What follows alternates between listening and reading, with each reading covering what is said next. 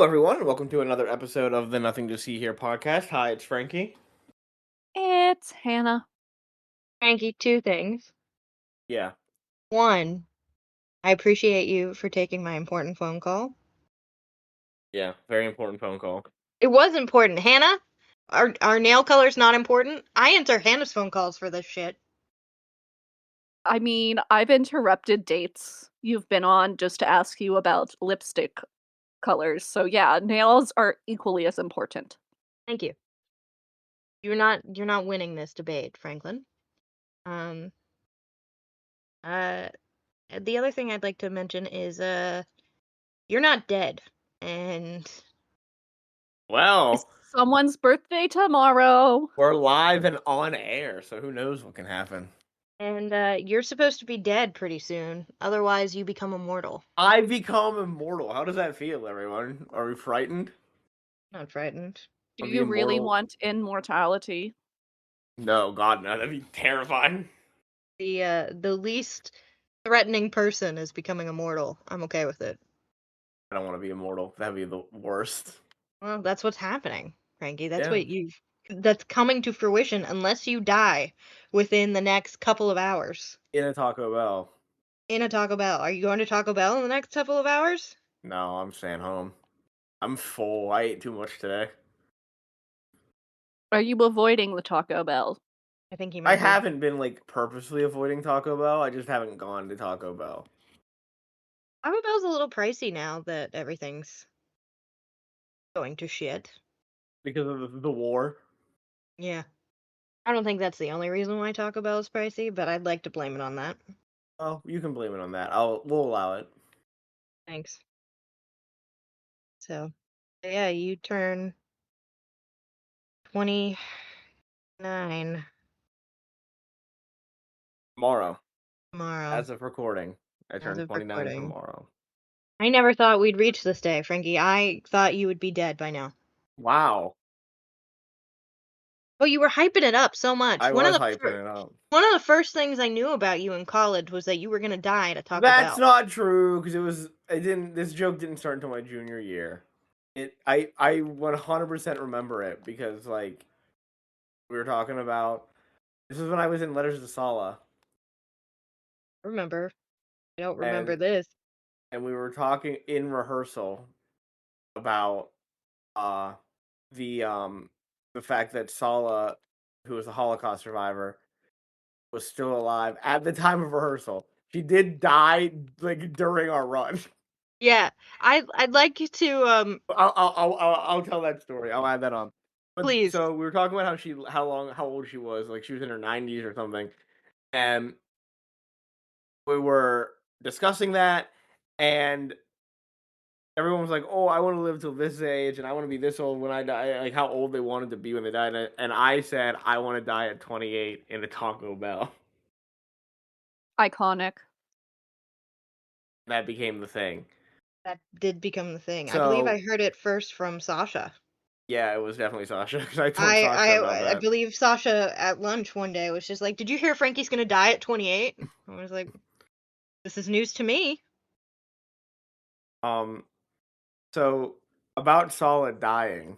This is the funniest thing. Oh So my. It's not funny that she died. yes, She so lived a great life. the But show Letters to Sala is about a Holocaust survivor, a real Holocaust survivor. These letters that her family found about her being in the Holocaust. I think she had never really spoken about it with her family. They find these letters. She tells them about it, and someone wrote. I think her daughter wrote a play about it. And so the story, when you watch a biopic or a true story movie, they always have that thing at the end where they show pictures of the real people next to the movie people. And they're like, after this movie, here's what happened to all of these people. And so that's how the play ends. We're all on stage, and the spotlight would hit whoever was playing the character, and it would be like, this is what happened in the intervening years between the Holocaust and World War II, and where the play, and when you last saw them in the play, and what happened in their lives. And yeah, usually it would end with Sala is whatever age, living her life in New York with her family. Blah blah blah blah. Had a great life, And blah blah blah blah blah. yeah, Is doing her best. so during our run, we had like done rehearsals for all of this, and that's the last line of the show. Yeah, that's how it That's ends. how it ends. During rehearsal, we learn that Sala has passed away. But we obviously can't end the show saying that she is this, however old, enjoying her life. So we end the show instead saying Sala has recently passed away at the age of whatever on this date. But that's the final line of the show. So the show just ends there.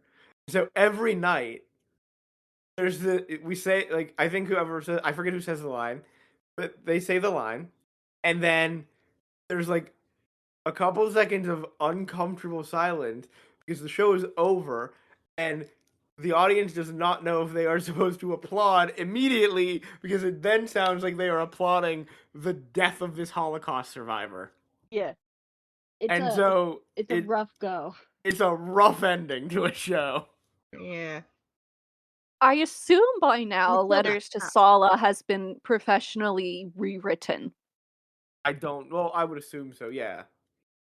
Like who wrote your ending? Was it just your director? I think in consultation with the daughter because we had like Yeah. talked to her a couple of times. Oh, really? I didn't know that. Yes. I just know you were the first. We were the first Yeah. production to do it Yeah. after her death. Yeah, that sucks. I will So say it was so funny because I knew that was coming. It was so funny being in the crowd one night to be the first person to be like, "Yeah, woohoo, yeah," and just have everybody look at you. it's rough because you don't know what you're supposed to like applaud, but then You have your moment of silence and the lights come back mhm. and then curtain call. Yeah, I get. But we didn't have a curtain call because we were all out on stage the whole time Yeah, for that thing for that moment. So it's so fucking funny. I started cackling. Because there were people in that audience who knew nothing, Yeah, yeah, they had no idea. They just knew it's like a Holocaust play or whatever, if even that. if even that. Yeah, oh, it's so funny. It was because one of the. we gotta be real here. It's not the most. It is a lovely play, It's a great but it play, is a but it's not, heavy topic. and it's not the most well known Holocaust play. Mhm. It's just simply not. It Anne was. Frank has cornered the market there. Yeah, it's just so good. Especially there was a lady who like kept potatoes in her underwear. That is true. Yeah, yeah, yeah. She's hiding food from the Nazis in the camps, and she's like, I Which have potatoes.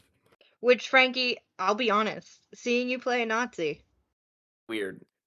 fucking hilarious. I I was was so cackling. short too compared I to was everyone else. cackling the whole time. It's Sasha so was right weird. next to me. There were, I think, four of us. I do remember I had to be intimidating at one Yeah. scene. I had to flip a table. Oh, not me. I was doing, whenever something funny happens in church and you have to hold in the laugh. Yeah. I was doing that. Well, there was like one scene where me and Noah, who's also in the cast, were Nazis together. We stormed in onto stage, and I had to flip a table to intimidate this family.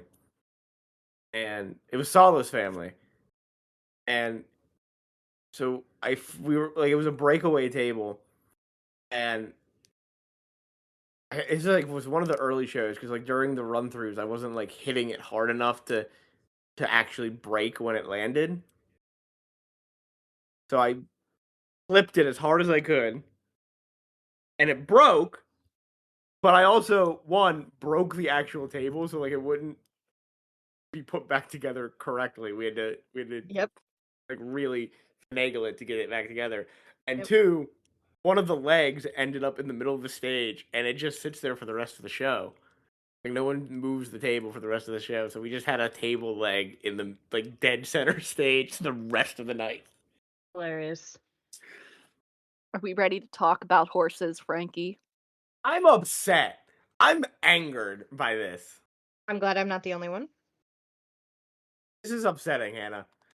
But let's Should we do it. talk about the horses when we get to them, or do you want to Yeah. share your thoughts now? Let's talk about the Little horses when preview. we. Let's talk about the horses when we get to them. Okay. Tonight we are talking Barbie and the Magic of the Pegasus, which released on home video on September 20th, 2005. Mattel has officially begun releasing 2 Barbie films a year. They have seen the money they can make with these films, and they are going to milk it for all it's worth. Magic of the Pegasus is the 6th Barbie film, the 2nd original film, and the 1st original Barbie princess film. This is also the and only Barbie movie to be in 3D. Ah, It was, I it was, it remember was, seeing it in 3D. It sucked in 3D. it was It in 3D. Yeah, it was so bad it in 3D. barely. It was like it wasn't like the good 3D, it was the red and blue 3D, Frankie. I mean, I don't think any 3D is like good because you gotta wear shitty glasses. But like a lot of the times when they make movies 3D, you can tell like, oh, this was a 3D part. I could not have told you what parts were supposed to be 3D in this movie. Nope. Pretty much anytime the horses flew at you. Yeah. Oh, okay. This film was also originally titled Barbie 3D: The Treasures of the Pegasus. Oh. Terrible name. I also feel like I've heard this film referred to simply as the ice skating Barbie film. So, Amanda, you were an ice skater in your youth. I was. Was this your shit back in the day, or did you hate it? No, I loved Ice Princess. This movie pissed me off even as a kid, and I forgot how much it pissed me off until I watched it again.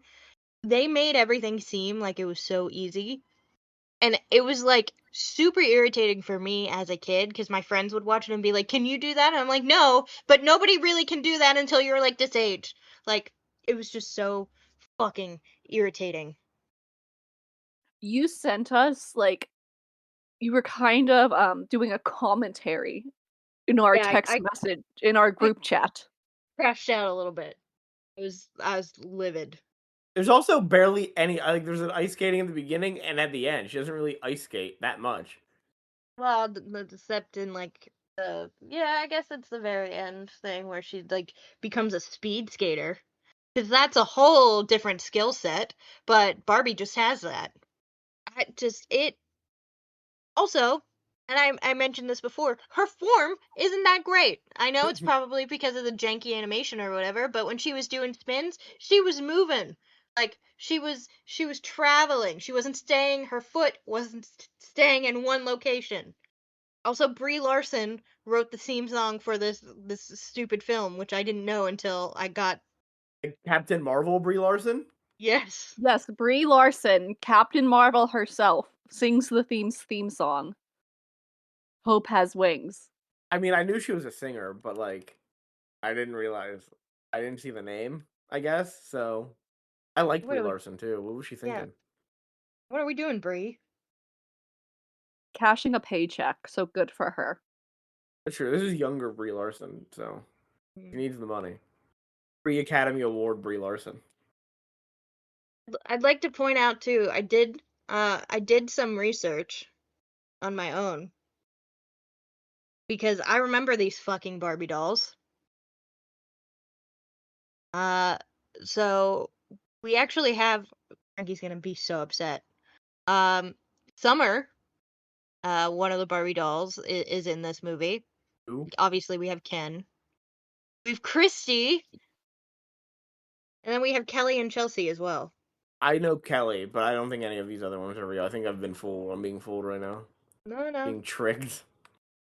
Christy was Barbie's first African American friend Oh, character. don't describe it that way.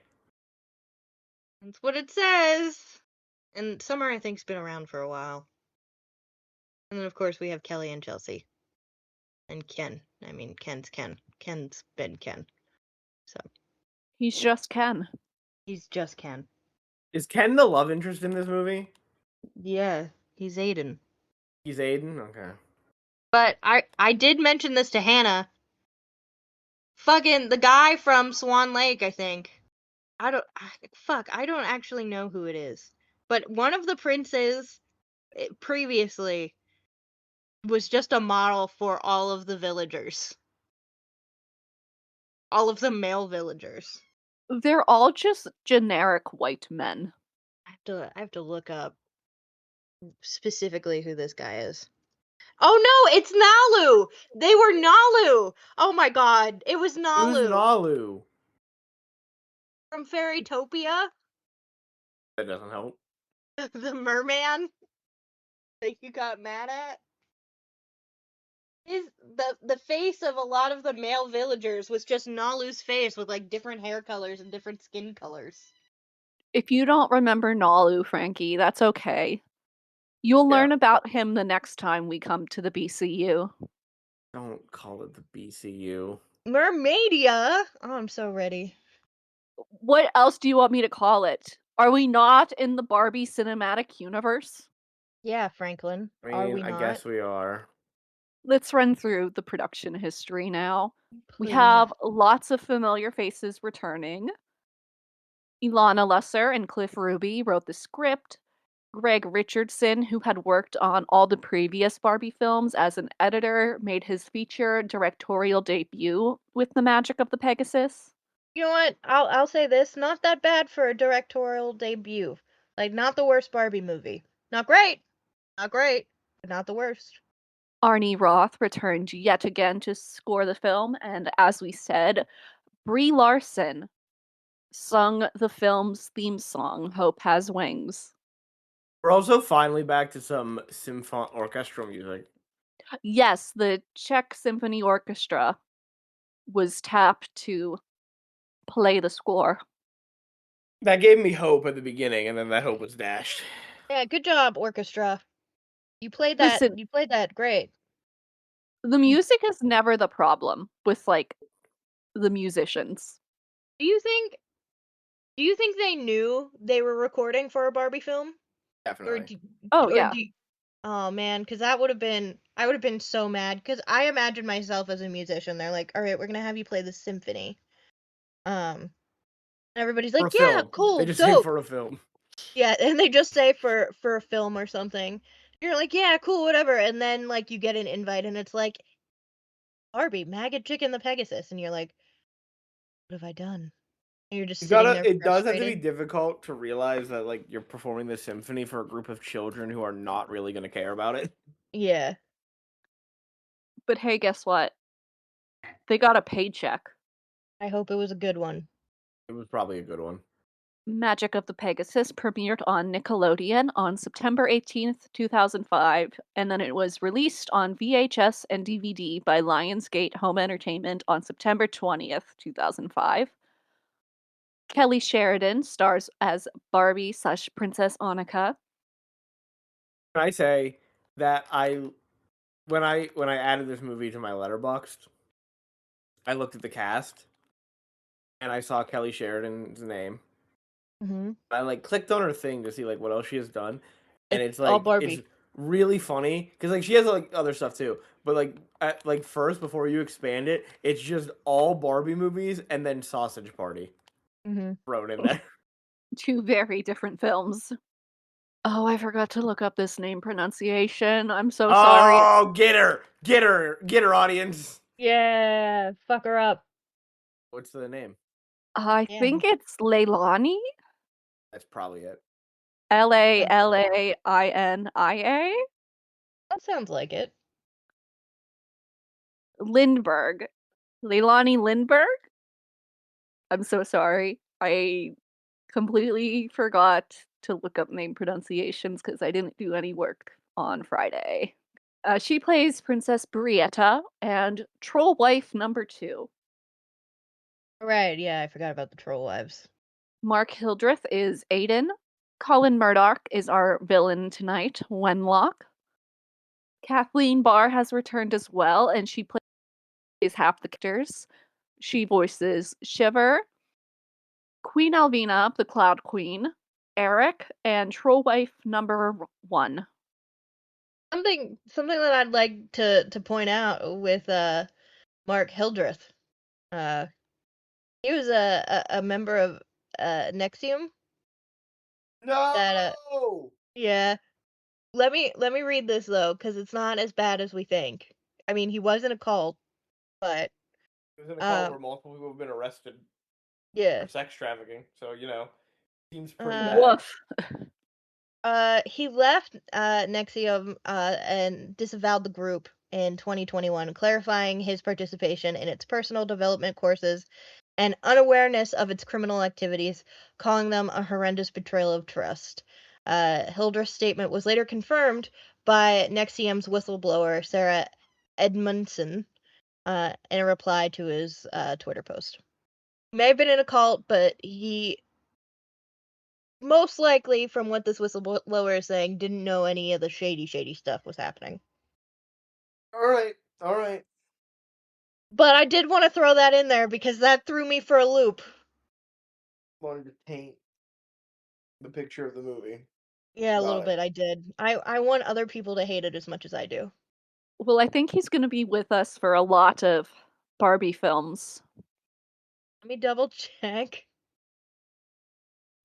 I'll He's look. been You in keep going. he's been in like every Barbie film up to this point. Oh, is he gonna be in Mermaidia? Are we gonna taint Mermaidia too? He was in Barbie's Rapunzel as Stefan. He was Prince Daniel in Swan Lake. Oh, cool. He Princess plays and the Ken. Pauper. He was Dominic. Aidan. He's not in Mermaidia.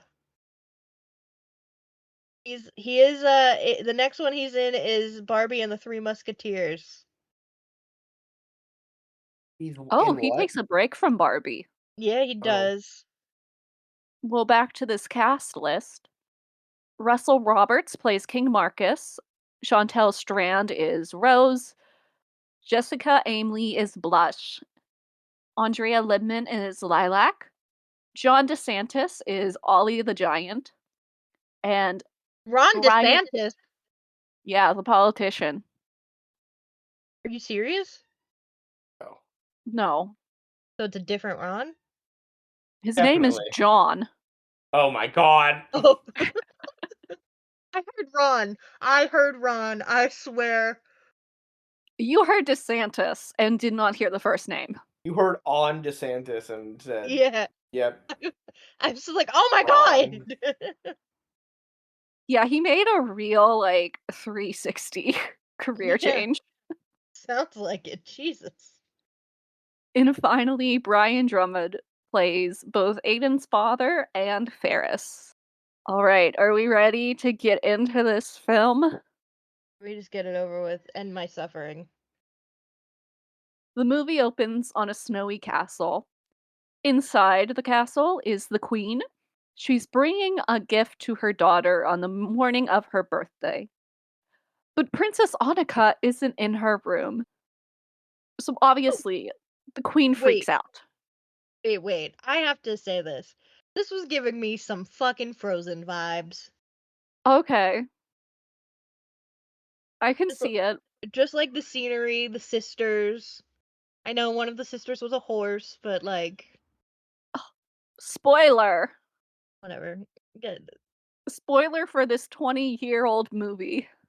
There's a gruff, angry kind of man that ends up learning to love one of the sisters. I'm just saying, Disney, I see you. I saw what you did. So the queen is freaking out. She runs out of the room, tells the guards that Annika is missing, and the castle descends into chaos. Except Annika isn't missing, per se. She's just out on the frozen lake ice skating. And I don't think this opening is that bad. I think it's a decent opening because viewers get to learn Annika's personality pretty quickly.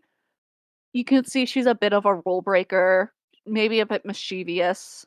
She's definitely wandered off before.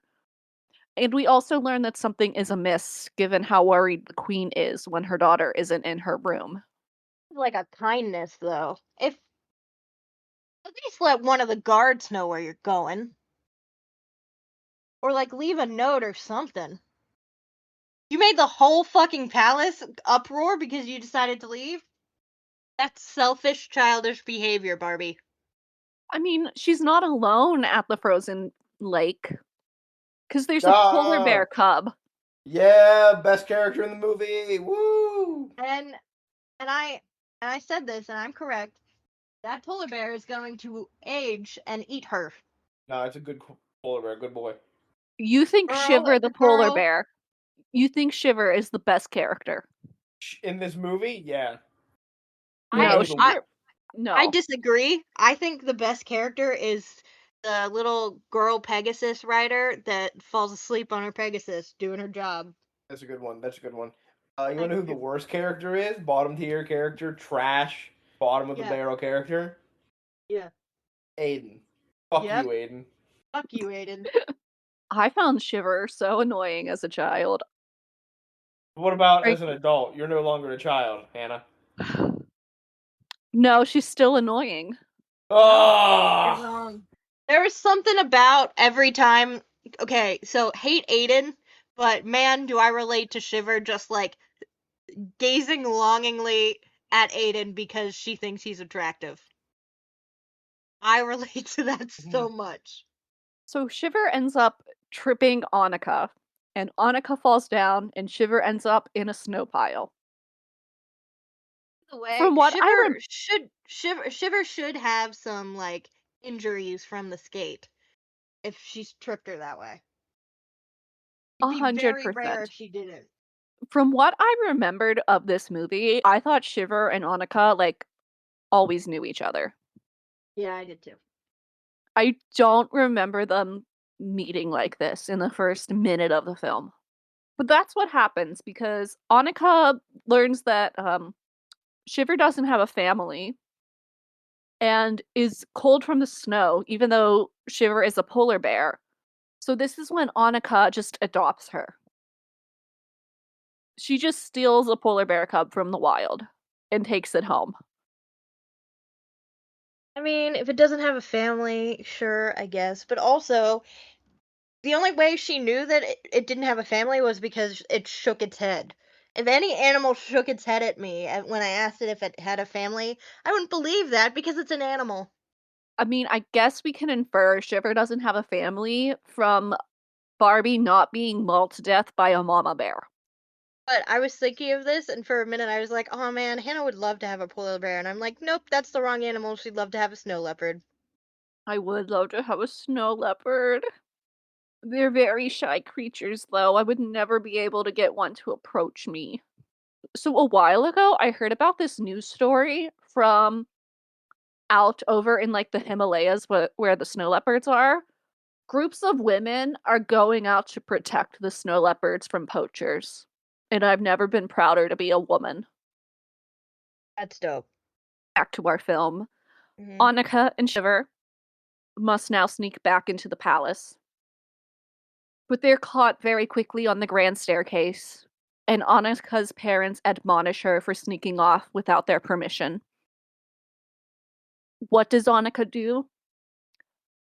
She does that thing in children's media where she's like, I'm 16, I'm a grown up, why don't y'all trust me? Well, girl, probably they don't trust you because you just brought a polar bear cub home. You also snuck out of the palace and, like, you've done this before and set the whole fucking palace, like, in an uproar. Maggie, did you just text me that I committed a fraud? That was a while ago. What fraud did I commit? That's when you called me and said you had an important question, and I said, if it's not an important question, I will answer it and then hang up immediately. Anna, it was an important question, right? Franklin, all of Amanda's questions are important. That's Thank you. not true. That's You so know true. that to not be true. What if I was sleepwalking, huh, Frankie? Annika's parents just straight up forbid Annika from ice skating ever again. That's how they punish their daughter. Which leads Annika to have a teenage meltdown. And she does run off telling her parents they're ruining her life. Later in her room, she's still crashing out while Shiver decks herself out in jewelry. And from her balcony, Annika can see the townspeople having fun ice skating. So we have to sneak out again to attend this ice skating party. And right away, when Annika gets down there, people begin recognizing her. The music stops, everyone stops skating. But Annika just tells everyone that it's okay and to go back to partying, and she tells the band to start up again. And then a child comes up to her and the two begin ice skating together. This is when an odd light appears in the sky. At first glance, it looks like an aurora borealis. But everyone around Annika stops skating again, and they're visibly worried. Even the king in the palace is scared. A man on a griffin descends from the sky. This is our villain, Wenlock. And he starts hitting on Annika, and he tells her that he's her future husband. A little bold, little, little, little Icky. bold. Yeah, yeah, Very icky. not okay. I will say there's only one attractive thing about him, and it's the different colored eyes. I didn't even notice he had heterochromia. I mean, I believe it. I just did not pay that much attention, apparently. So the king and the queen arrive, and Wenlock tells the king that it's nice to see him again. It's been what, 16-ish, 17 years since they last saw each other? We're gonna do some lore dropping here, because I feel like this makes the most sense when telling this story to put the lore drop here. The king and the queen, they had another daughter before Annika. Wenlock came to them when that daughter was also 16 years old, and he tried this shit before. But like now, the king and the queen don't stand for Wenlock's bullshit. Well, something happened to that daughter. We don't know what yet, but it made they whatever happened made Annika grow up thinking she was an only child. And now Wenlock is back to terrorize the kingdom, and he won't leave without Annika as his new wife, even though he has 3 wives at home. Annika refuses to go with him, so he turns her parents and the townspeople into stone. And then he threatens her once again, telling her she has to marry him, or she too will be turned into stone. But before she can respond, a Pegasus swoops down and saves Annika and Shiver. Frankie, your horse. I was excited for a horse rescue, a clutch horse rescue. First horse sighting of the film. Yes. What are you're just excited. That's all you're feeling right now. Well, see, I was excited for a horse rescue. Okay. As our heroes are flying off, Wenlock calls out, "You have 3 days before my spell becomes permanent. Marry me, or they stay like this forever. We have a time limit now." Lovely. The Pegasus is named Brietta, and she is taking Annika to the Cloud Kingdom. And while on this flight, we get a very quick exposition dump. The staff Wenlock uses was stolen from a super strong, powerful sorcerer, and Wenlock can't be defeated while he has it. Annika is then introduced to the Cloud Queen and 3 children, Rose, Blush, and Lilac, who paint the sunrise and sunset every day. A lot of work. Why Trust are we children making with. children do this? Yeah, child labor laws, but also I will say credit to the writers. That's a cute idea. Like that is adorable. Also, I really like the one that's asleep all the time. That's me. That is the only character trait any of those 3 children have Yeah, I know. combined. Yep. And it's the best character trait. I relate to her so much. She's falling asleep while working. I don't do that at my job, but man, if my job was to paint a sunset cloud shit, hell yeah, I would. Annika informs the Cloud Queen what Wenlock has done to her people, and the Cloud Queen gives Annika shelter and makes sure she's comfortable. And we got a whole castle of horses. Yes, there's a And I'm bunch of watching. Pegasuses. This is where I Pegasi? start. This is where I start watching closely for any mistreatment of these horses. No, I think they take pretty good care of They them, at least do. from what we see. They do. He was real worried for a minute. I was like, there's a lot of horses, a lot of Opportunities? potential here to fuck with them, but they don't. Oh, good. Also, Glad there's no Pegasus fucking, Frankie. well, to mistreat them, to abandon them on an island in the middle of the ocean. Also, I get that this movie came out in 2005, but But if Mattel had any guts, if they weren't cowards, they'd remake this movie, and Barbie would end up with the Cloud Princess. you mean Christy? Is that her name? Yeah, Barbie's first. Get this fucker Aidan out of here. We don't need him. He brings nothing to the table. He forges one item. I'm sure the Cloud Princess could have done that. I think she could too. She's a princess. She could just get a She, blacksmith. She's a she, queen. She's the yeah. Cloud Queen. Sorry, Give the her her Cloud proper Queen. title. She fucking listen. Let her be gay with the Cloud Queen. All right. Get Aidan out of here. Get him out. This useless buffoon. All right. We haven't even met him yet. Yeah, and he's getting dunked on. I don't know why you hate him so much though. He's just boring. I honestly glazed over the fact that he joined the group, and then after she is, I know I'm skipping ahead, but after she escapes the giant, I was like, who the fuck is this dude? I didn't remember Here. him joining. He's just so boring and bland. Big old nothing burger. Mm-hmm. Frankie is Aiden's #1 hater. If Apparently. Aiden has 0 haters, Frankie's I'm dead. dead. Yeah, that means I haven't lived to 29. Mm-hmm. Well, it's at this point of the film that one of the 3 children drops a bomb onto Annika. It's the sleepy one. Brietta is Annika's sister. And Annika just accepts this. She does not question that the horse is her sister. Look, she's in the clouds right now, Hannah. Fair. You know what? Fair. You She just had her parents turn to statues. yeah, there's a lot more she could be worrying about right now. Oh, the horse is my sister. That's probably the thing that makes the most sense right now. I'm in a palace in the sky. What is holding this thing up? There's a bunch of children that are fucking turning fucking clouds. I'm gonna go to bed. That's probably where she's at right now.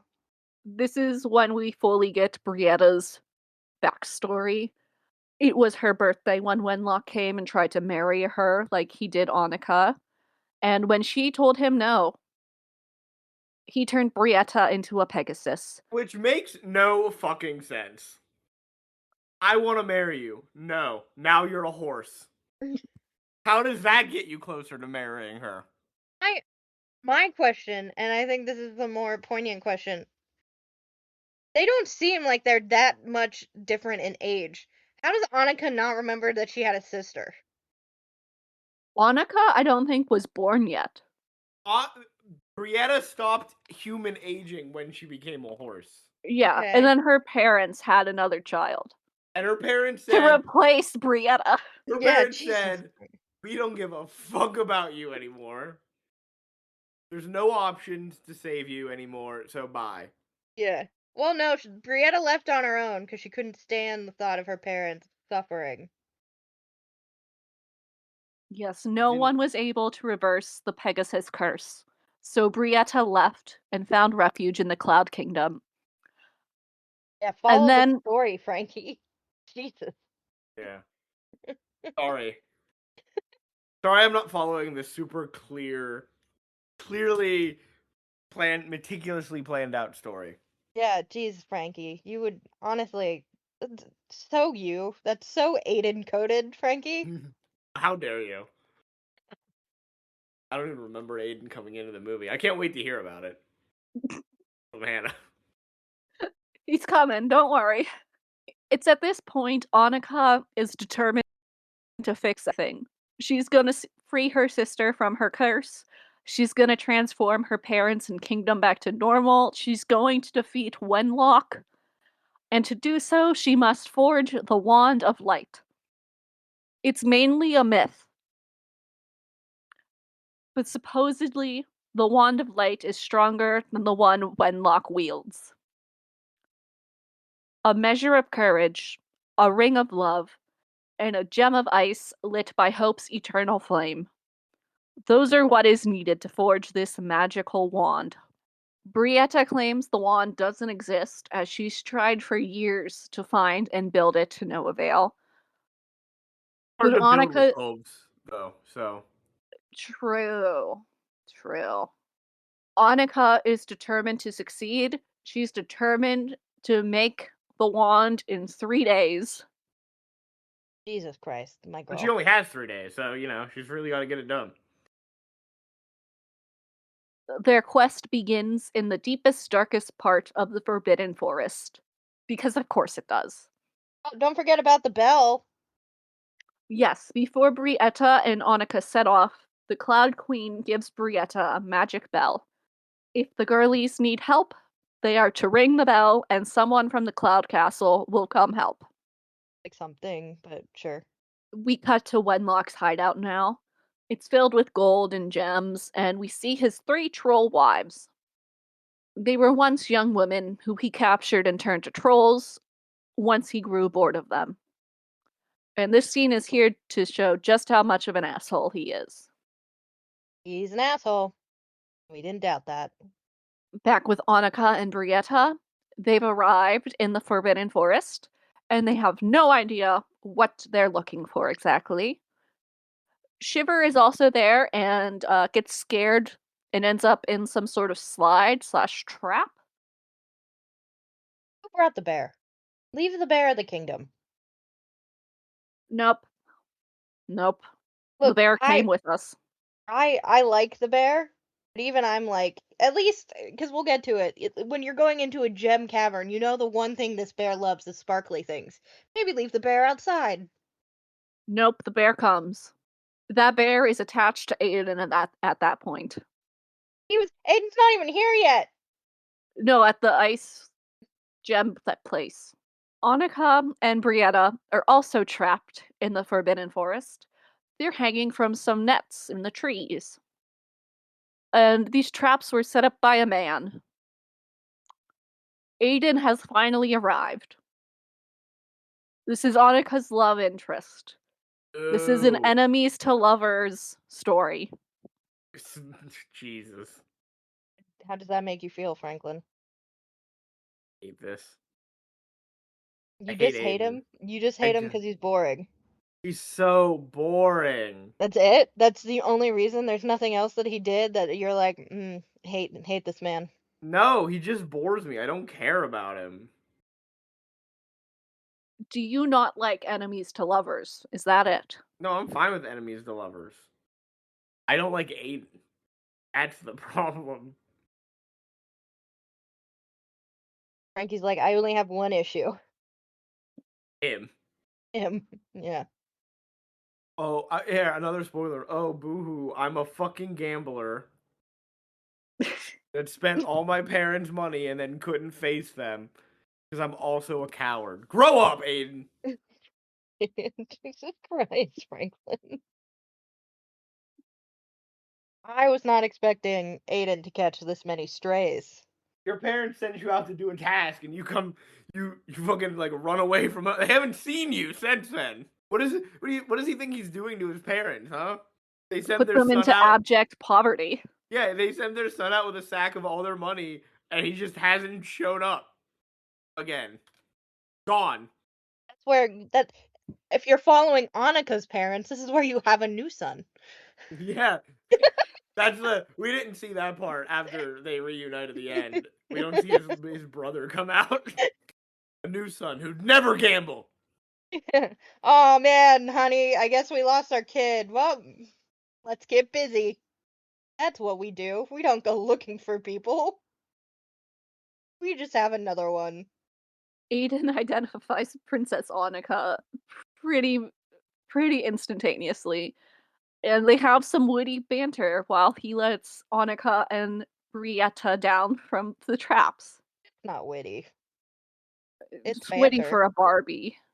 Annika is more concerned about Shiver, and As you should apparently, be. As you should be. apparently, the slide Shiver fell down wasn't a trap set by Aidan. But he doesn't tell her where it goes. He just warns her that trouble is at the other end. So Annika slides down, and Aidan decides to follow. You know, he said trouble at the other end, and I was like, ah, butthole. Jesus Christ! No, the slide ends in a cauldron. Yeah, well. A giant cauldron. Shiver and Annika are about to be lunch. A giant comes in, and Annika manages to rage bait the giant into releasing her and Shiver. She calls the giant puny and weak. She tells him the giant down the road is bigger and stronger, and she ends up getting the giant to tie himself up with a chain that he can't break free from, and he just destroys his house And while the man who Shiver and plays, Annika yeah, escape. the I man who plays appreciate this this. giant is quite intelligent and is upset that he does not get to demonstrate this, apparently. I do appreciate that they portray this version of this character that Barbie is as clever. See, we didn't need Aiden. He did not. He's contributed nothing so far. Yeah, Aidan has done nothing. By the time he finds Annika, she has managed to save herself. Aidan and Brianna have only managed to meet back up with Annika and Shiver. Brietta asks her sister how she managed to escape, and Annika tells her she did it with a ribbon, which she proudly holds up. Aidan is impressed and he calls Annika brave. And this is where we see that Shiver is in love with Aidan. Look, Shiver, I understand oogling men, especially men that you think are attractive. You could do better, Shiver. You're also a polar bear, so. Brietta tells Annika to hold the ribbon up higher. Turns out, Annika's ribbon is the same height as her. It's a measure of courage. I'll be Upon honest, Brietta saying those words, the ribbon transforms into a staff. I had no idea where we were going with this. With the synopsis or the ribbon? A ribbon. I was just like, ribbon. Okay. Ah, that's an important ribbon. It's a really strong ribbon if it managed to hold Annika's weight. Mm-hmm. And some rich girl ribbon. 1/3 of the Wand of Light is now found, so it's time to go find the Gem of Ice, lit by Hope's eternal flame. Jesus Christ. Just shorter, please, guys. Nope, that's its full name. Aidan realizes what the girls are doing, and he makes fun of them for trying to build the Wand of Light. You, Aiden. But also, He, yeah, make fun of them. but also, he just watched them get the first part of the wand. He watched that ribbon magic itself into the staff. Apparently, it's not a myth. Aidan decides he's gonna go home. He starts walking off when Annika notices that he has a fancy sword. So she asks him where he got it, just for him to say he made it. He's an accomplished blacksmith, apparently. That's a skill Annika and Brietta will need. As after they get all three parts of the wand, they're going to need a skilled blacksmith to put it together. So she asks him for his help. And instead of offering to pay him his weight in gold just right off the bat, she tells him she needs another chance, a chance to make things right and free her parents. And then she offers to pay him. But I think Aidan accepts more so based on Annika saying she needs a second chance than, offered to being paid in gold and gems. Yeah, because he's got family issues. He Issues that also he is in caused, but massive debt, so, he could have, like, tripled his parents' wealth. hmm don't worry, he's gonna marry a princess. Ah, he's playing the long game. So day 1 is over now. The squad have all traveled through the night to get to a gem trader Aidan knows. And by gem trader, Aidan does mean thief. This man, named Ferris, offers to sell Aidan and Annika an engagement ring. Because haha funny, look at them, they're embarrassed. Upon hearing what they're looking for, Ferris does say he may have heard of the gem of ice lit by Hope's eternal flame, but he also may not have. Annika trades her ice skates for information regarding the gem, because that's an equal trade, I guess. Well, those things are gaudy as hell too, so good. I'm glad you got rid of them. Get some proper ones. They are bright Barbie pink. Apparently, last year, a man came to Ferris and told him of how he had found an ice blue gem. The man buried this gem in a mine within a treasure chest and marked it with a red flame. The only reason Ferris never went to dig it up was because the man turned to ash the very next day. Ferris does also have a map to the gem, which he gives to Aidan and Annika. And as the pair leave the shop, we see Shiver try to steal some shiny gems. The squad is desperately searching for the mine marked on the map, but they can't find the mine, and there's a snowstorm occurring. And not even 5 feet away from where the squad stops is a cave where they camp out in. How convenient. There is now officially 1 day left to reverse this curse. In the morning, the snowstorm has stopped. The gang watches the morning sun bounce off the ice, which Annika figures out what exactly they're looking for in the gem lit by Hope's eternal flame. Across from the cave is this giant ice pillar. And the gem they're looking for is in the giant ice pillar. Annika can just feel it in her bones that that's where they need to go next. Brietta flies Annika, Aidan, and Shiver across to the giant pillar, and they leave Aidan's horse behind. Frankie, is this the first instance? This is like, I think this is the only instance. I can't remember another one where we're abandoning a horse. I will say They there is another instance later, or has it already happened? Where like, I think it's already happened where Barbie, I cannot remember her name for this movie, is like, let's keep going, and he Aidan is like, you might be able to keep going, but your sister can't. Because you've been riding her this whole time. Look how tired she is. And we had potential for horse mistreatment, but hmm we didn't get it. No, we just got abandonment again. We did get abandonment again, which is very upsetting because everyone in these movies keeps abandoning horses. We've got to stop it, all right? This is upset. Why are we doing this? What have horses done to us except for be amazing? I don't know. A horse must have killed someone's parents over at Mattel. We cut back to Ferris. Wenlock enters his shop as Ferris has sent for him, and he then proceeds to show off Annika's skates. For 2 bags of gold, Ferris tells Wenlock about his encounter with our heroes. And then Wenlock promptly turns Ferris into a doormat before taking back the gold. Oh, you know what? I don't like the man. That's pretty fucking funny. And you know what?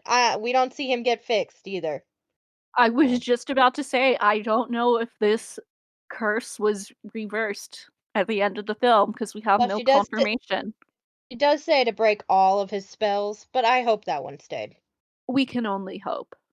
Back with the heroes, Annika finds a warning written into the ice. It says, "Beware. Take only what you need, but never from greed." As these words are spoken aloud, a stairway appears into the ice. Down into the pillar the four go. At one point, Annika almost falls to her death, but Aidan saves her. And Brietta really shouldn't be able to walk on the paths, but she does anyway. And then for the second time in this film, Shiver slides down another slide. It's gonna This happen again. Why are there so many slides? This time the slide leads to a cavern full of icy gems. Annika zeroes in on one that is lit up by the sun. This whole time she's been like following the sunbeams down further and further into wherever they are. We see Aidan also takes a gem because he needs it for some undisclosed reason. Neither of them are taking more gems than they need. They each just take the one. But the magic of this icy pillar has been angered. Shiver is playing in a giant pile of gems. She's trying to take as many as she can carry. Why did we bring her? I don't think that rule should apply to animals. I don't think it's on Shiver. Shiver's just an animal. I think it's on them for bringing her. They could have left Shiver with Aiden's horse. Exactly. I don't know if Shiver knows what greed is. Exactly. Does Shiver understand the concept of greed? No, but she does understand shiny. Yeah, shiny, sparkly, and crush on Aiden. That's what she understands. A cave-in occurs and Brietta has to fly everyone out. Fucking At more one work point, for the horse. that two full grown-ass people and a bear cub on one horse. Mistreatment of horses. Although, to be fair, not really a horse. Human disguised as a horse. She's horse adjacent, Frankie. There's wiggle room in how I feel. I was so angry when it was revealed that she was a horse, or not a real horse. I You're mean, she angry was about a it? real horse, She's a human. but she was turned into a horse. If anything, she understands the mistreatment of horses better now. That's true. So I better not see her mistreat a horse ever. Hmm. She can help you lobby for horse rights at Mattel. Hmm. You better never mistreat a horse. Frankie, have you ever ridden a horse? I've ridden a horse. I was like, when I was a kid, like a long time ago. Hmm. Would you like to go horseback riding? Now, Yeah. I don't know. Maybe I'm just thinking, Frankie, are you sure that as a kid you didn't mistreat a horse? I don't think I did. I think I got on the horse gently and rode it, and then got off. You walked around in a circle. Yeah, basically. I have a great respect slash fear of horses. So, like, not a fear that's like, oh, I can't get near a horse, but a fear of like this animal, if it wanted to, could just fucking end my life. Yeah, I got kicked by a horse once in the thigh when I worked at Girl Scout camp, and I had a bruise for many a month. Honestly, lucky that I did not get more You're hurt lucky than a bone didn't break. yeah. I was in a lot of pain. To be fair, I didn't do anything to like spook the horse or anything. It just got spooked from like a noise, and my job as a Girl Scout counselor was to like do the thing where you're holding on to like the reins and helping like the girls on the horses, and wrong place, wrong time. Why were you behind the horse when Because you were helping the child mount? because we were all in like a circle of horses, so it wasn't the horse that I was working on, it was the horse in front of me. Oh, okay. That makes sense. Okay. Hmm. I was like, how are you holding the reins and at the horse's butt? No, no, it was the horse in front of me that got me. And I didn't blame the horse because it wasn't the horse's fault. So where were we? A That's a great cave-in question. occurs. Brietta has to fly everyone out. At one point, Shiver falls off Brietta and nearly dies, but Aidan saves Shiver in time, and everyone escapes with their lives and the 2 gems they took. All that remains to be found is the Ring of Love. I They re legitimately thought this was just gonna be Aiden making a wedding ring. I was like, "All right, we're here now? Cool." they do show the engagement ring in Ferris's shop, so, like, my thought was they're going back for the engagement ring. That would have been better than what we actually got. So we have returned to the abandoned horse. We did. We didn't abandon the horse forever, which we're good with. The But squad the has horse returned to the cave. should never have been abandoned. But if it had to have been abandoned, I'm glad that it was retrieved.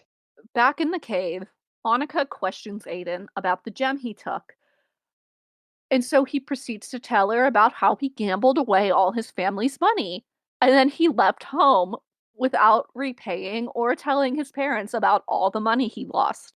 So then they were just like, "All right, time to make a new kid." That's what you do in this world, as we learned. During this tale, Aiden is getting the campfire hot enough to forge together the wand. He plans on using his sword as the Ring of Love, but Brietta comes in and tells him to use her crown instead. Brietta insists on the crown being used as it's her kingdom and parents in trouble, and because she loves them, she will sacrifice the one thing she has connecting her back to them. We can now make the Wand of Light. Aiden does question if the Wand of Light will work after he finishes forging it together. So Annika tests the wand on Brietta. She wishes for her sister's curse to be broken, and Brietta transforms back into a human. Oh, This was the worst possible thing for them to do because they're on top of a mountain, insanely far away from the kingdom, and they're not going to be able to make it back in time now that Brietta can't fly. these people are stupid. They're real dumb. Also, they don't know the rules of this wand. What if it only worked once? Very true. Very true. No one explained how to use it. Brietta still has the magic bell from the Cloud Queen, so she rings it, and she asks for horses so they could all make it back to the Frozen Kingdom. So they can all abandon them and get them killed. 2 Pegasuses fly to Brietta and Annika. So the 2 girls are separating from Aiden. Aiden's just gonna go home, I guess. As the girls are flying, Wenlock finds them and chases them on his griffin. He ends up knocking Brietta out of the sky, and Annika crashes into a rock pillar. Everyone has fallen to the ground. The horses are out cold at this point. Frankie, how are you feeling about this horse abuse? It's gross. This is honestly, I'm upset about it. But if I'm being honest about my feelings, this is where I was like, this movie's too long. We got to wrap this up. To be We've fair, got it's this whole plot of like we have the wand. Now we're gonna confront him, and he's gonna take the wand, and then we gotta get the wand back, and then we're gonna use the wand. Fucking stop, please. just take the wand and return home and save the day. Just they should have just like made the bulk of the movie, which it is, but like them struggle a little more to make the wand, and then once they make the wand, then it ends. But Just they wish didn't do for the that. villain to be defeated. Yeah, No, no, we gotta pad out the runtime some more. We don't. Annika attempts to use the Wand of Light on Wenlock, but when she tries to use it, it doesn't work. So she gives in and agrees to marry the villain, as long as he releases her parents from the curse. Wenlock laughs at her. He no longer wants to marry her, as she just tried to destroy him. Yeah. Fair Honestly, point, to be that's honest. that's so reasonable. You just tried to kill me. I'm not gonna marry you, actually. Yeah, fuck you. Is he the smartest villain we've seen thus far just because of that? You know what? I don't know if I'd say smartest, but that was pretty. I heard him say that, and I was like, "All right, my guy, I know your worth." Yeah, I mean, your worth is like negative. I don't even know how much, but still. yeah. So he opens up the ground Annika's standing on and traps her below an avalanche. So he just kills her and then he flies off. Shiver manages to awaken Brietta and alerts her where Annika is. And at this exact moment, Aidan arrives. Because apparently his horse could keep up with the Pegasuses. He begins digging Annika out of the snow. And he manages to dig her out in record time. Oh my guy. She's alive, but barely. And he abandons his horse again. Oh my god, stop it. This He horse has been abandons through his enough. horse because he and Brietta and Shiver fly up to the Cloud Castle, where Annika can hopefully be healed and recover. By her true love, the Cloud Queen. Cloud Queen not to be seen, really. Yeah, I know. Annika He awakens. was really, really excited about this cannon. This is a head cannon that he has. You know This what? Maybe you ship. should go on like AO3 and see if there's any I'm not gonna do that. I Princess got it. Annika X I, Cloud Queen. I To got be it. honest, Give me a second. not happening for me. Give me Yeah, a see, second. Amanda can do the research while we continue this. Annika is very happy to see Aidan, but She's she delusional. then She just went through a terrifying experience. not. She's so happy he's here. But then she realizes it's almost nightfall and Wenlock still needs to be stopped. We cut to the villain's lair. Wenlock is abusing his troll wives. He's trying to get the Wand of Light to work, but he can't. He ends up tossing it aside. And then we cut back to the Cloud Kingdom. The three children who paint the sunset are about to go out, do their work, but they're going to do it super slowly in order to buy our heroes more time. Frankie, I don't see any ships. The heroes arrive at Wenlock's lair. Uh, Annika and Aidan are going to speed skate their way in. Yeah, because they have that skill set. Because it's the exact same as figure skating, don't you know? It's not. Oh yeah, and Shiver falls down the slide again. Yeah, another slide. They manage to get into the keep. They manage to evade the griffin, but one of the troll wives does notice them trying to enter. Eventually, the griffin does spy them, and Aidan stays behind to fight off the griffin as Annika continues into the lair. Shiver begins raiding the treasure piles for sparkly stones because, of course, she has to, and she almost gets her and Annika caught by Wenlock. Thankfully, the fight between the griffin and Aidan catches his attention, and he goes to deal with that. And then Aidan is pushed off the cliff the lair is on, and he falls into the water below. So he's dead. Frankie was so happy. He's like, finally, a death that I can get behind. Yeah. Shiver and Annika find the Wand of Light, but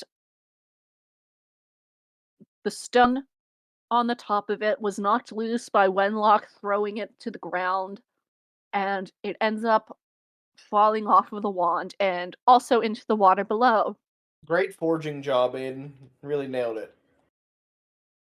At this point, the sun has set. The heroes have failed. But Aidan is still alive somehow, and he climbed up the cliff face to reach Annika, and he offers her his ice gem, and the wand is fixed. Which makes no sense. He had to forge that thing in fire, and now he's just plugging it in like a light bulb. Yeah, don't you know how that's how forging works? Yeah, you do it once, it's fine forever. Wenlock steals the Wand of Light with his magic, and he gives the wand to one of his troll wives to hold on to. This is where Annika realizes that the three trolls are his three wives.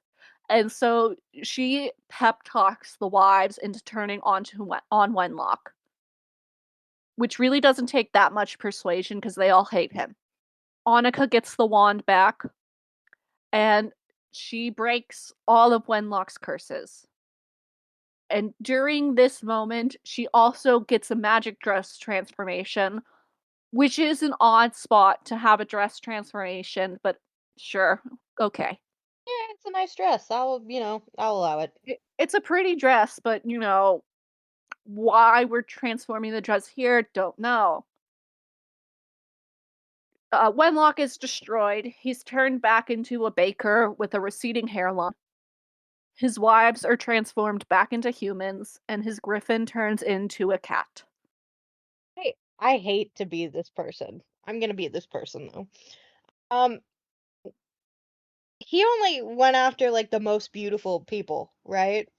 I No, guess. Or no like shade, maybe the no, richest? I don't know. yeah, no shade to his wives. You don't know how they were affected by the troll transformation, Amanda. Come on.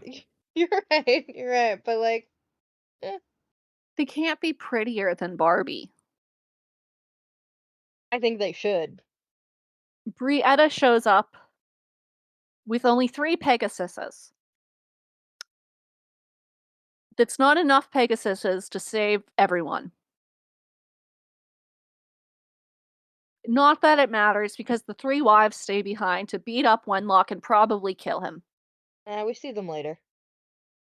We see Wenlock's lair destroyed, and instead of killing Wenlock, the 3 wives just begin treating him like he treated them for all those years.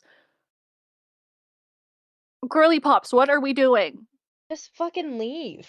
Just beat the shit out of him and leave. No one's gonna judge you. Also, like, I don't know how the rules of this kingdom work, but like, you're not all married to him. I wouldn't even think any of them are married to him. Like, he captured them, essentially. Like, y'all are victims in this situation. Beat his ass.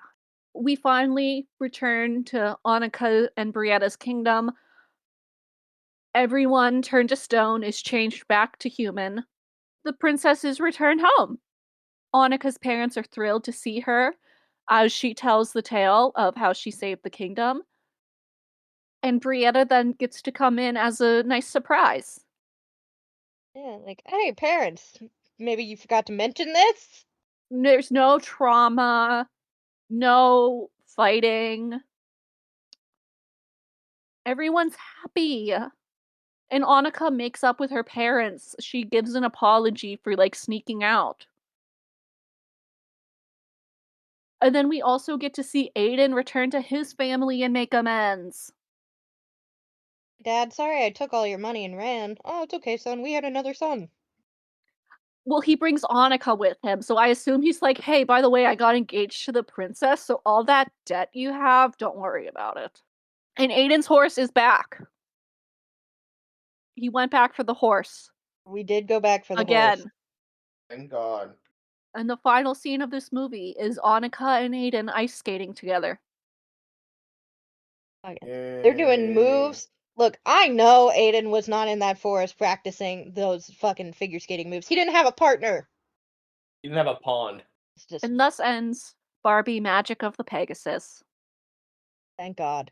There are more animated bloopers. I didn't Uh, watch them. I had to stop. I couldn't do it. I couldn't watch anymore. you didn't want to hear Brie Larson sing Hope Has Wings? Was it in the credits? Yes. Yeah. Oh, didn't hear it then. Didn't hear the song. Sorry, Brie. I guess Frankie doesn't like you that much. I do like Brie Larson. She was great in Captain Marvel.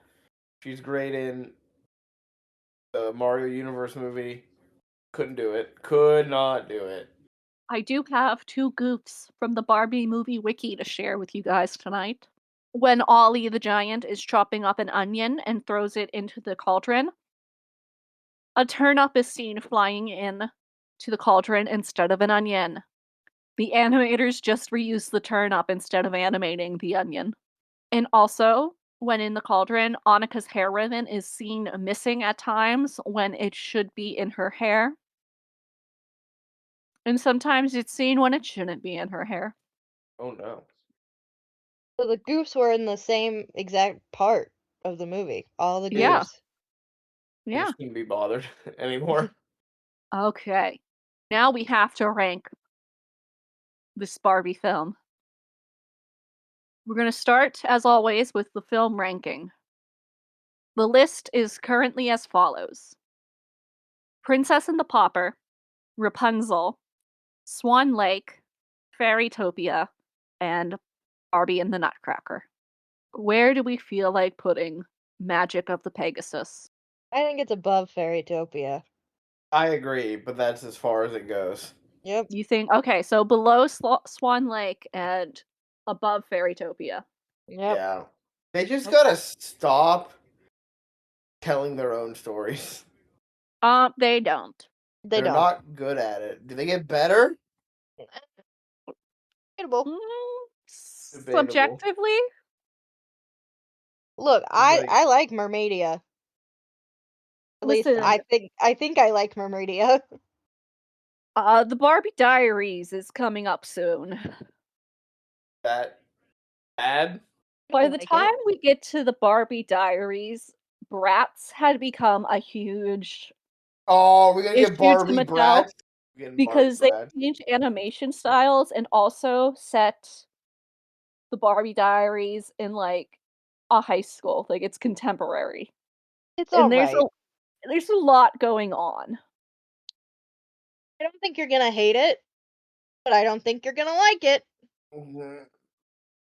Yay! Can't wait. Okay, next up in our ranking, our villain. Currently, we have Preminger in the top spot, followed by Laverna, the Mouse King, Madame Gothel, and finally Rothbart. This guy was the worst. What'd you Franklin, say? I I thought this guy was the worst. Like the bottom? Yeah. I don't think he's the bottom. I think he's second to last. I also was going to say second to last because I want to beat him up more than I want to beat up Rothbart, but I want to beat up Wenlock just because he's a shitty man. Okay. I'm not gonna fight anybody on this. This is not a hill that I'm gonna die on. And finally, we have the ranking that I most care about personally. That is the dress ranking. We are ranking the beautiful purple ball gown that Annika transforms into at the end of the film. Right now, our ranking list has 6 items. It's in the top spot, the Swan Lake dress, then the Sugar Plum Princess outfit, Annalise's pink dress, followed by Erica's blue dress, Rapunzel's paintbrush dress, and finally Elena's dress. It's better than I think it's better than Annalise's dress. I want to put this dress in at number 2. I'm Like the okay with Swan that. Lake fit is still the epitome of Barbie dresses Hmm. of this era. Yeah, I'm fine with that. Okay. Again, not a hill I'm gonna die on. Okay. Alrighty. All right, that's the end then Oh, thank God. of this terrible movie. This movie's bad, and don't watch it. They It's are not that 0 for bad. 2. They are 0 for 2 on their own stories. It wasn't that bad. It was pretty rough. It was rough. Haven't they I all been rough? no, I Yes. thoroughly enjoyed The Princess and the Pauper. Oh, yes, the only good one. Yeah, one of them was good. Mattel's magnum opus. One of them was a good thing.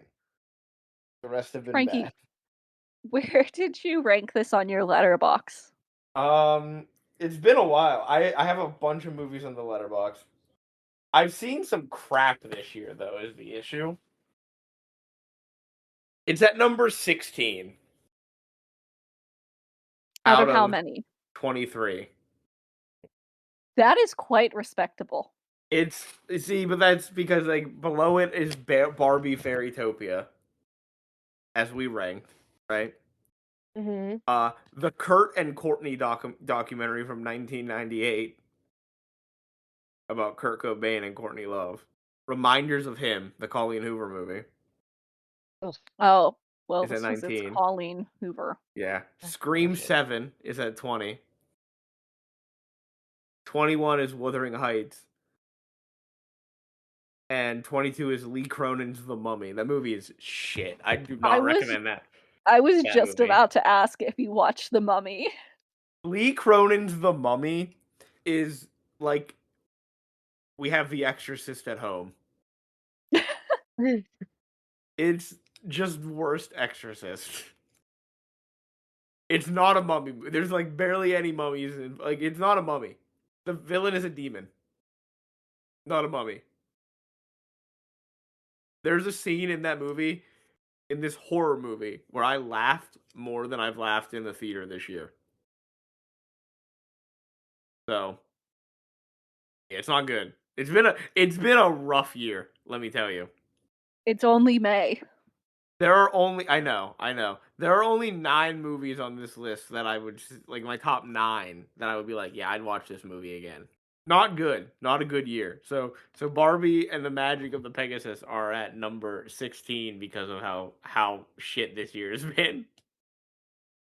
I gave it I think 2.5 2 stars. 2.5 is too much. 2 stars on Letterboxd. Mm. 40%. It has a high rating on Letterboxd though, by the way. Like way higher than it should. It's at like a 3.8 out of 5. You're doing your part to lower the rating. Yeah, it's now at a 3.7, but it's bad. Anyway, next week is Amanda. Yeah. What shit film are we watching? The African Lion. No, no, It's okay, guys. We're not just gonna talk about it. We're gonna talk about a murder. it doesn't make me feel better. Don't sound so excited. Honestly, it it's hard to not be a little excited. I either talk about a really shitty documentary or a murder trial case. Not trial, case. I don't think Is there's a it? trial. Is it on? It is on Yep, Disney Plus. yep, it's there. It's an hour and 13 minutes. Nope. Set in the shadow of magnificent Mount Kilimanjaro, acclaimed wildlife experts Elma and Alfred Milot spend 3 years on the plains of Africa, following a family of lions through the changing seasons. They experience the thrill of the hunt, nature's wrath in a blinding dust storm, the incredible locust invasion, and the heartwarming fun of a mother lion caring for her playful cubs. Hmm. Those cubs better be super cute. I think they will at least be cute. All right, well, that's what we have to look forward to. Heavy lifting in that.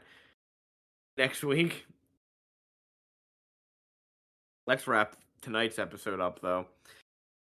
As of recording, we are on YouTube and Spotify. If you're listening to us on YouTube, please remember to like, comment, subscribe, hit that bell for notifications so you know when each episode is uploaded. If you are listening to us on Spotify, remember to follow the show, leave a rating and a review. No matter where you're listening, remember to share this with anyone who you might think will enjoy what we are doing over here. If you would like to send us an email, you can ask us a question, you can give us episode ideas, you can just give us some general commentary about what we've been discussing. You can send us an email over to Nothing to see here podcast at gmail.com. As always, here is spelled Hear. if you would like to see some great artwork done by Amanda, some funny memes made by Hannah, images of the things that we discussed in the episode. You can find all of that and more over on our Instagram page, which is. Nothing to see here pod. And I think that is it for tonight. So saying goodbye and good night, it's Frankie. It's Hannah. Oh, I'm gonna go. I'm gonna see if there's any place that I can go and like pet a polar bear. No, yeah, it's I don't think that's allowed. that's dead. That's you're gonna die. Yeah, well, one of us has to, Frankie. Well, you don't have to. Yeah, I have to. Because you're not dying.